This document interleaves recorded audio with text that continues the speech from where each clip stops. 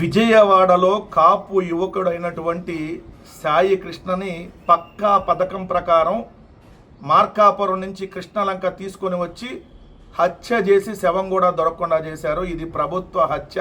ప్రభుత్వంలో ఉన్నటువంటి పెద్దలకి తెలిసి వాళ్ళ ఆధ్వర్యంలోనే కమిషనర్ రాజశేఖర్ బాబు ఎవరైతే ఉన్నారో, విజయవాడ సిటీ పోలీస్ కమిషనర్గా ఉన్నటువంటి రాజశేఖర్ బాబు ఆధ్వర్యంలో జరిగినటువంటి మర్డర్ ఇది ఆధారాలు పూర్తిగా చెరిపేశారు. ఈ ఇష్యూ అసలు బయటకు రాకుండా అనేక ప్రయత్నాలు చేశారు, సెటిల్మెంట్లకు వెళ్ళారు.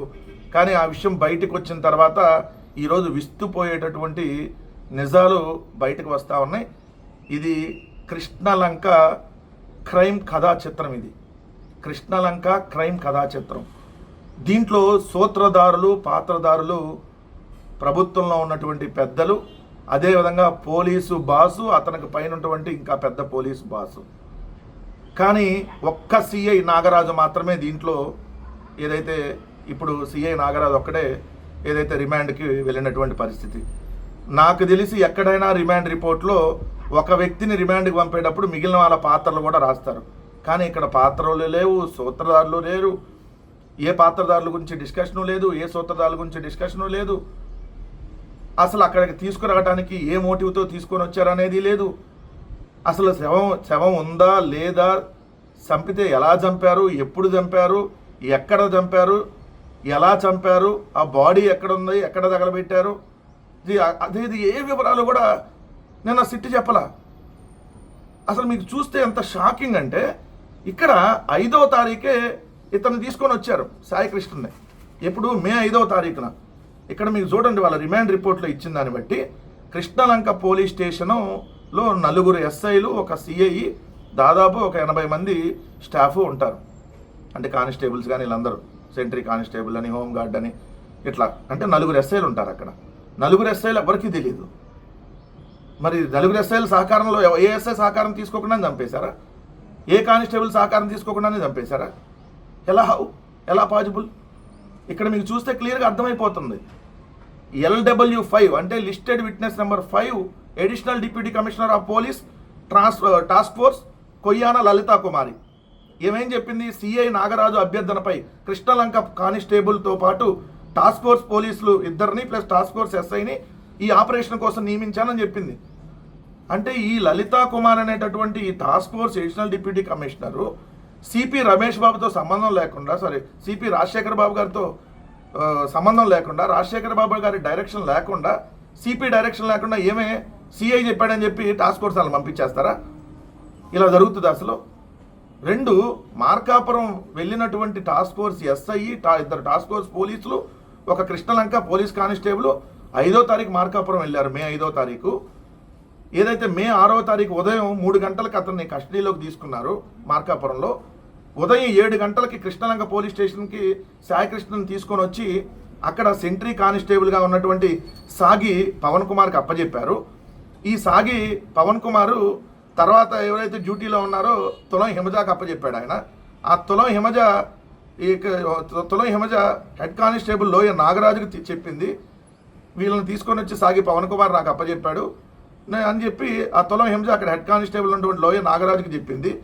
ఈ సాయికృష్ణని తీసుకున్నట్టు అక్కడ సెంట్రీ కానిస్టేబుల్ ఎవరైతే సాగి పవన్ కుమార్ ఉన్నాడో ఆయన టాస్క్ ఫోర్స్ ఎస్ఐకి, టాస్క్ ఫోర్స్కి అంగీకార పత్రం కూడా ఇచ్చాడు, మేము హ్యాండ్ ఓవర్ చేసుకున్నామని.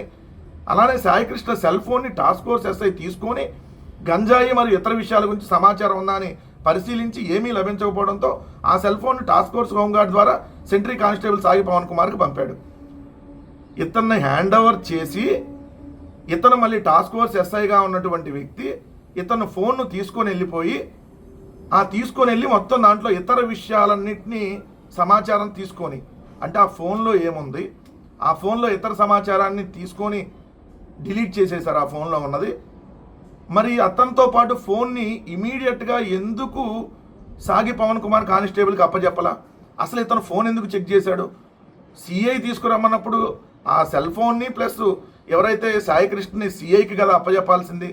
మధ్యలో ఈ టాస్క్ ఫోర్స్ ఎస్ఐ ఎందుకు ఆ ఫోన్ని ఎతికాడు, దాంట్లో సమాచారాన్ని ఎందుకు చూశాడు, గంజాయి మరియు ఇతర విషయాలు ఏంటి, ఆ ఇతర విషయాలు ఎవరు అతని ఫోన్లో ఉన్నటువంటి డేటాని డిలీట్ చేయించారు, ఎవరు ఆ ఫోన్ని టాస్క్ ఫోర్స్ ఎస్ఐ అంటే టాస్క్ ఫోర్స్ ఎస్ఐని పంపించి ఇది మరి సిపి ఆధ్వర్యంలో జరిగినటువంటి ఆపరేషన్ కాక ఇంకా ఎలా మీకు ఇది రాంగ్గా కనపడుతుంది? ఖచ్చితంగా ఇది పథకం ప్రకారం జరిగినటువంటి హత్యగా క్లియర్గా తెలుస్తుంది కదా.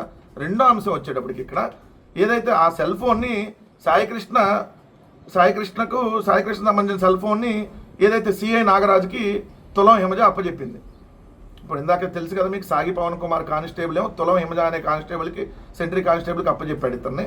దాని తర్వాత ఈ ఫోన్ని టాస్క్ ఫోర్స్ ఎస్ఐ మొత్తం ఆ ఫోన్లో ఉన్న డేటాని అంతా చూసి మరి ఏం అరేంజ్ చేశారో ఏంటో అవన్నీ తీసుకుని వచ్చి తర్వాత ఆ హిమజాకి అప్పచెప్తే ఆ సెల్ ఫోన్ని ఆయన సిఐ నాగరాజుకి అప్పచెప్పింది.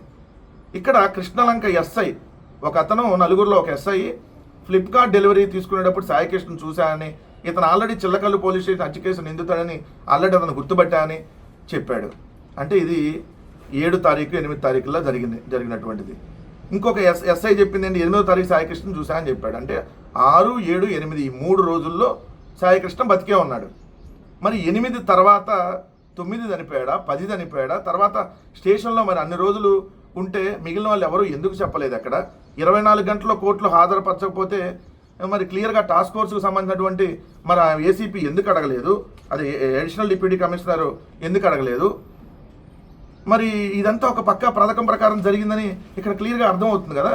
రెండోది, ఈ సీఏ హిస్టరీ తీసుకుంటే 22 నెలలు అదే స్టేషన్లో ఉన్నాడు. ఈ ప్రభుత్వం అధికారులు రాగానే అక్కడ డ్యూటీ చేయించుకున్నారు. 13/8/2024 మొన్న 14/6/2024 వరకు డ్యూటీలో ఉన్నాడు. ఆ తల్లి ప్రెస్ మీట్ పెట్టింది ఎప్పుడు? 2వ తారీఖు జూన్ 2 తల్లి ప్రెస్ మీట్ పెట్టి నా కొడుకుని చంపేశారు అని ప్రెస్ మీట్ పెట్టినాక జూన్ 2 నుంచి జూన్ 14 దాకా అదే స్టేషన్లో ఇదే సీఐ ఉన్నాడు. ఇది కదా అసలు క్రైమ్ కథా చిత్రం.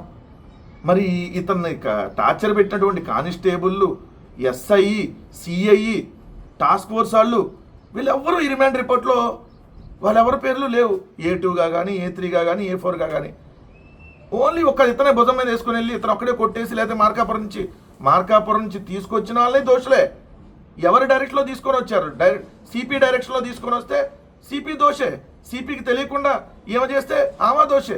ఆమె 2వ తారీఖు ప్రెస్ మీట్ పెట్టిన తర్వాత మరి సిపి 14వ తారీఖు దాకా ఇతన్ని అక్కడే స్టేషన్లో ఉంచాడనంటే ఇది పక్క కృష్ణలంక క్రైమ్ కథా చిత్రం కేర్ ఆఫ్ ఆంధ్రప్రదేశ్ ప్రభుత్వం అనేది పక్కా ఆధారాలతో తెలిసిపోతుంది కదా.